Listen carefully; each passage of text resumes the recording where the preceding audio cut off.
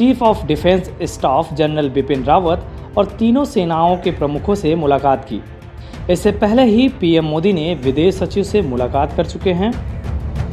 खबरों के मुताबिक केंद्रीय रक्षा मंत्री राजनाथ सिंह ने तीनों सेना प्रमुखों से मुलाकात कर हालात का जायजा लिया।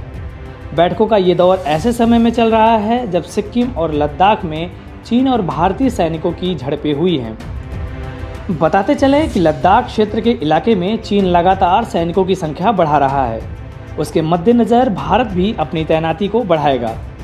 लद्दाख में बीते दिनों जो हुआ है उसके बाद से ही सुरक्षा की दृष्टि से भारत ने अपनी नज़र पैनी की है और हर कदम पर कड़ी निगाहें बनाई हुई है।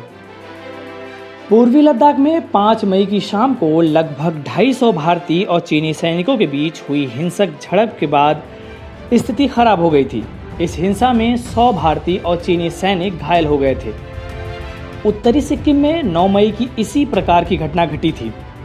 पिछले सप्ताह में लद्दाख के पूर्वी क्षेत्र में चीनी सैनिकों ने कई बार अतिक्रमण करने का प्रयास किया।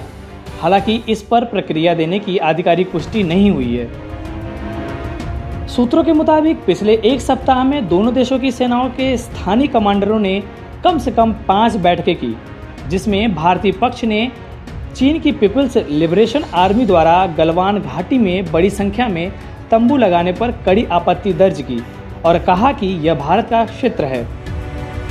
भारत ने कहा था कि चीनी सेना भारतीय सैनिकों की सामान्य गश्त में बाधा उत्पन्न कर रही है और भारत ने सीमा प्रबंधन को लेकर हमेशा दायित्वपूर्ण रवैया अपनाया है। फिलहाल पूर्वी लद्दाख में एलओसी के पास कई क्षेत्रों में भारतीय और चीनी सैनिकों के बीच तनाव की स्थिति बरकरार है।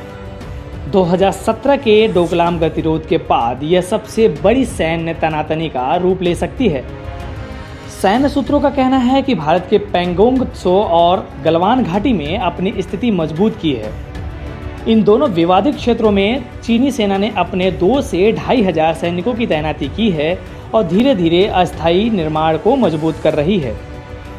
इस वीडियो में फिलहाल इतना ही। आप अपने सवाल और सुझाव हमें कमेंट